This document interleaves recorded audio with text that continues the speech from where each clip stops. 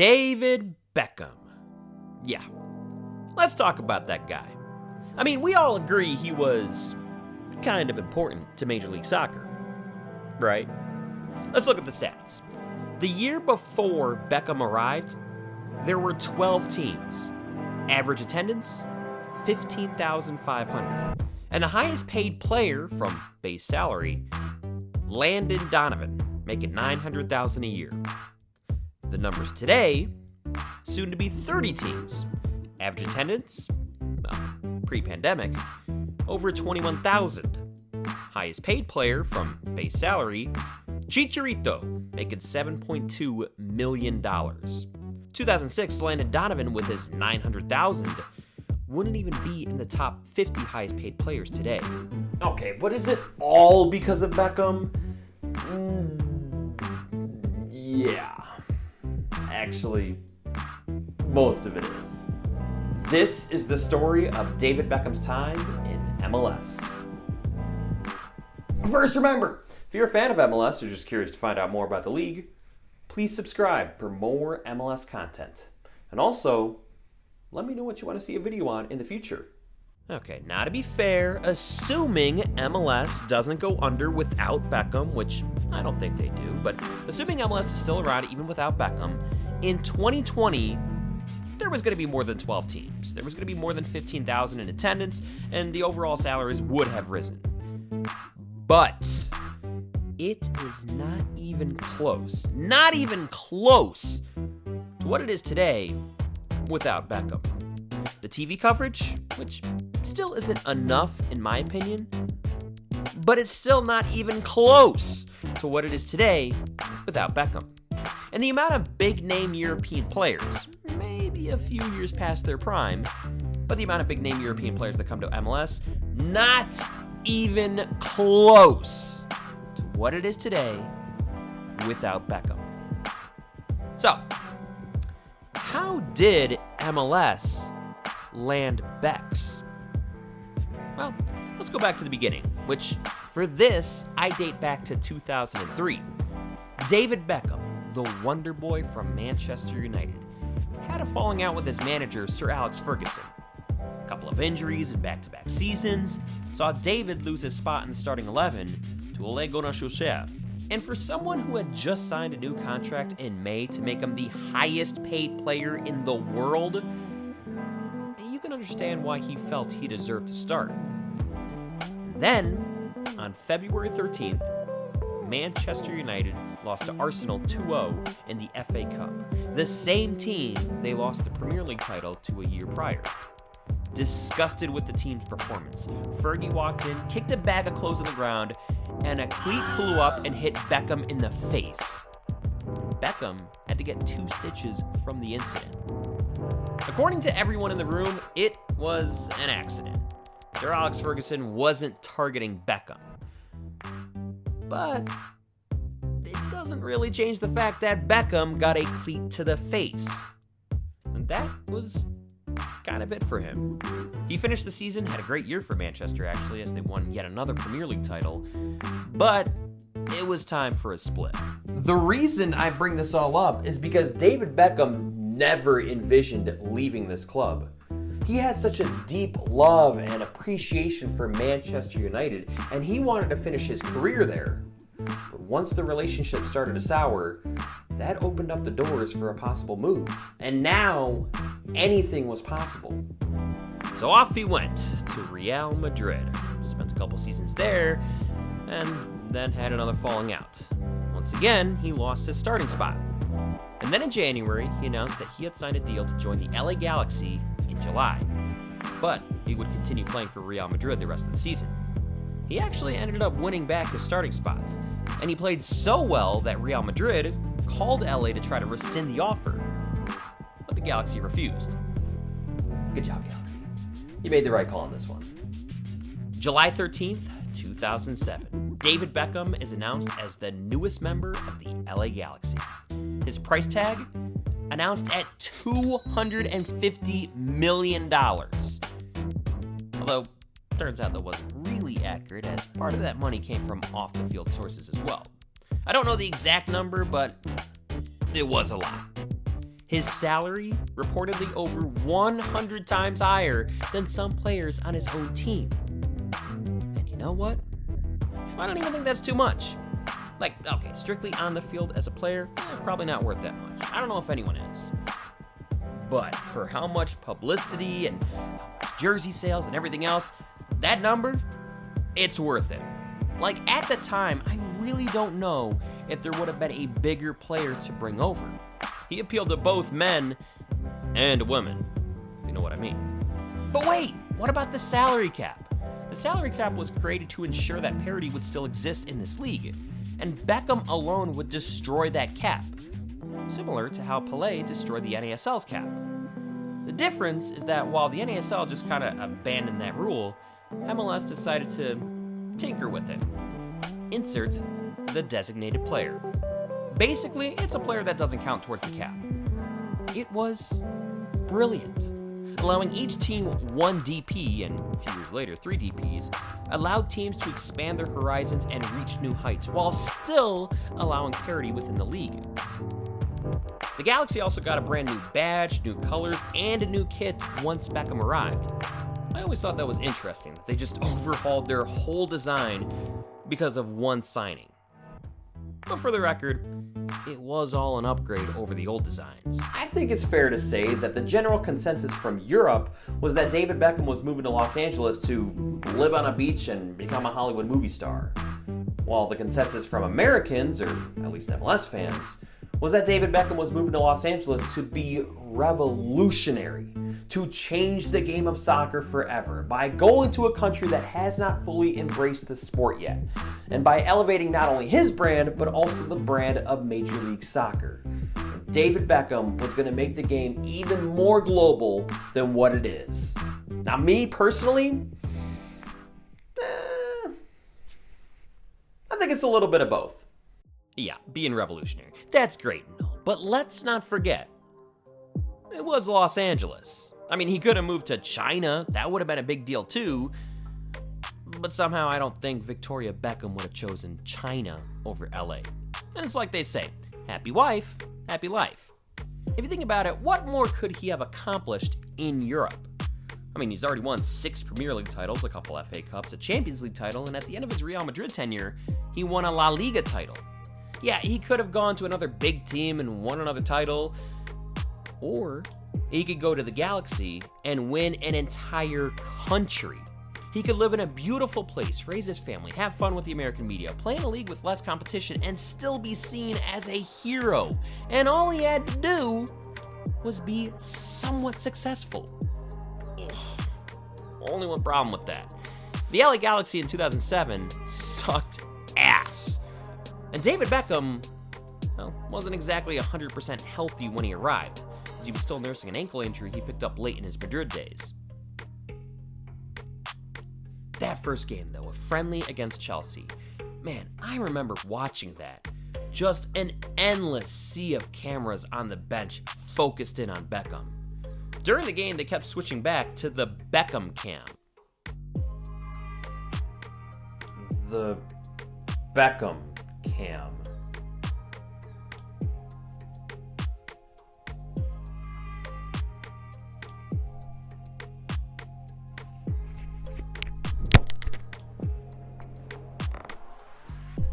Because of the ankle injury, he didn't get the start, and it seemed like the broadcasters were more focused on David Beckham stretching than the actual game itself.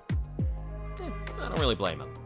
After some 77 minutes, Beckham finally checked in. The crowd went crazy. He ran onto the field, and then he got wrecked by Steve Sidwell. Yeah, thanks, Steve. The truth is, there was pressure on both MLS and David Beckham, and Beckham probably wasn't quite ready to play that game. Because after the Sidwell tackle, Beckham would miss the next 4 matches for the Galaxy. This is the first mega superstar in this league. The guy that's going to make people care about soccer in this country. And he arrived, and he's not playing. Not great for MLS. Bench it like Beckham. That sign was seen in Dallas for the Superliga group stage match. a full stadium, most of them to see David Beckham, and the only action they saw of him was him on the bench in street clothes. It was a slow start for Becks, but he eventually started to get healthier. August 15th, 2007, in the Superliga semifinal against DC United, David Beckham got his first start and his first goal, a signature free kick. I remember in that moment, it was like, okay, maybe this will work out after all. Just 3 days later, Beckham and the Galaxy traveled to play Red Bull New York, and oh my God, this was probably the biggest regular season game in MLS history up until this point. More than 66,000 in attendance, and every big name showed up to play. Juan Pablo Angel had 2 goals. Teenage wonder kid Josie Altidore had 2 goals. Clint Mathis had a goal. Landon Donovan had a goal. And David Beckham had 2 assists. And I remember in this moment thinking, okay, this will definitely work out after all. And then in the Superliga final, Beckham got injured. God bless, it was just terrible luck this first year.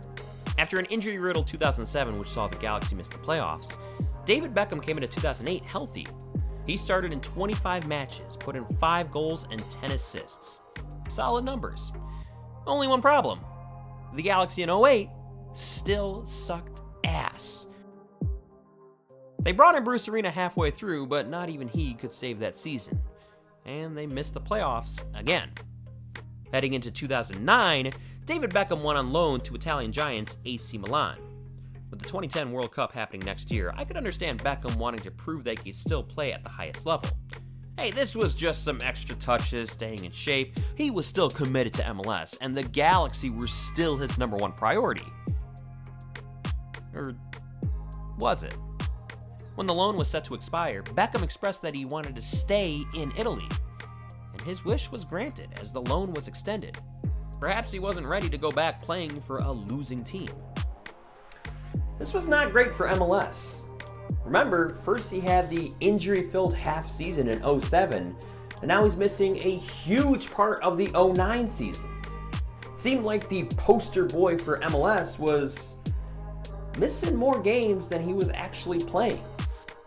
On July 14th, 2009, nearly 2 years to the day of the Beckham announcement, Grant Wahl released his book, The Beckham Experiment. In it, he chronicles David Beckham's first 2 years with the Galaxy, and it was mostly negative. In it, Landon Donovan appeared pretty resentful of Beckham, questioning his commitment to the team. In response, Beckham called Donovan unprofessional.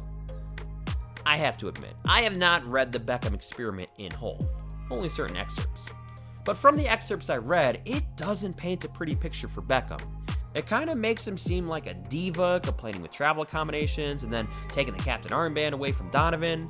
I will say, there's probably some truth to this book, but doesn't it seem a little premature? Like it only came out 2 years after Beckham arrived. Why not wait for his Galaxy career to end to make full judgments on him and before you release a book like this? The fans were pissed. But not at Grant Wahl, but at Beckham. Kind of like the first year when he was injured in the beginning, the difference now was that it was his own home fans that were pissed this time. The love affair was officially over, and Beckham needed to start winning on the field to win back the fans. But now the good news. The Galaxy were good again. Bruce Arena turned this team around, and when Beckham joined, they got even better. See, I know there was animosity between Beckham and Donovan, but I do question how bad it really was. I feel like possibly the media was just pumping it up a little bit, because on the field, it was like they didn't miss a beat. The Galaxy rose to the top seed in the West, made it to MLS Cup, and played a team that finished below 500 on the year, with their best playmaker getting injured just minutes into the game. But something about that RSL team, though. They figured it out at just the right time and pulled off a massive upset in the final in the PK shootout. The first trophy for Beckham for the Galaxy had to wait. But Beckham, he was on everyone's good side again, right? Like, now we're finally seeing the Galaxy team that we expected to see since the beginning. And, nothing else can go wrong now, right? Then he went back on loan to AC Milan. Are we really going to go through this again, David? Like, can't you just stay in LA for one off-season? To make matters worse, Beckham suffered a non-contact injury in the form of a torn Achilles tendon. Yeah, non-contact. Those are bad. He ended up missing the World Cup because of that injury. Now, I'm not a Galaxy supporter, so what I say doesn't really matter. But as a neutral fan, I have to admit, I was starting to give up on Beckham. Like, he's always hurt or on loan. And when he plays, it's great, but that happens so rarely. He did come back at the end of the 2010 season, and the team ended up winning a Supporters' Shield, so okay, that's great, I guess. Like, he did win a trophy, but it didn't really feel like it. Between the 2009 and 2010 seasons, David Beckham made a combined 23 starts, including the playoffs. But as it turns out, the best was yet to come, because the first few years of the Beckham MLS experience was just the Star Wars prequel trilogy. All the hype, but not exactly what we had hoped for. 2011 was the start of the original Star Wars trilogy. It was actually good. And if you don't like Star Wars, sorry, that's the best analogy I can come up with. Bex was around the whole season this time, and the Galaxy won another Supporters' Shield, and Beckham was named to the MLS Best 11 with the second most assists in the league with 15. Robbie Keane also signed with LA, and the Galaxy became almost unstoppable. I'll go so far as to say that when Keane joined up, this was one of the top 3 or 4 teams in MLS history easily. And this time, there was no upset. The Galaxy won MLS Cup over the Houston Dynamo. The goal came off a flicked header by Beckham, a through ball by Keane, and a slick finish by Donovan. Beckham was finally an MLS champion. A fairy tale ending to Beckham's MLS tenure. And then he came back and did it again in 2012. And then Beckham ended his MLS tenure. It may have taken too long to get to this point, but at least he got here. If he would have kept losing like he did in 07 and 08, I think everyone would have called this move a flop. But at the end of the day, David Beckham is a 2-time MLS Cup champion. And that's pretty good. Now, I believe eventually a high-profile European player would have come to MLS. But outside of maybe Cristiano Ronaldo, I don't think anyone would have had as big of an impact off the field as Beckham. To get Beckham into MLS, part of the deal was that he was allowed to own his own team in the future and pay a fixed rate of $25 million for the expansion fee. Considering the expansion fee now is over $250 million, yeah, I'd say that was a pretty great deal for Beckham. And even though Inter Miami hasn't exactly figured it out on the field yet, don't worry. They will soon. I think it's so funny when people say David Beckham only came to MLS because he was washed up, as if 32 years old was like elderly now. If David Beckham was so washed up, then why did Real Madrid try to rescind their offer? Why did AC Milan welcome him on loan twice? And why did he finish his career at PSG? The haters don't want to admit this, but David Beckham still had his legs in MLS, and he was still one of the best players in the world when he came over.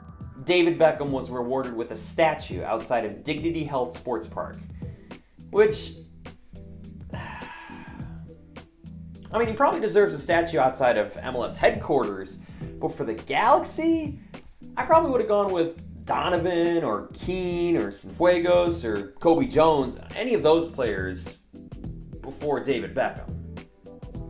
But whatever, it's a statue, who really cares? David Beckham to the LA Galaxy is easily the biggest move in league history. It helped pave the way for other stars to come over stateside, and it dramatically increased MLS's exposure. Now, soccer still doesn't quite get the respect it deserves in this country, but it's on its way. And David Beckham is a big reason why it's come as far as it has. Thank you for watching, and I'll see you next time.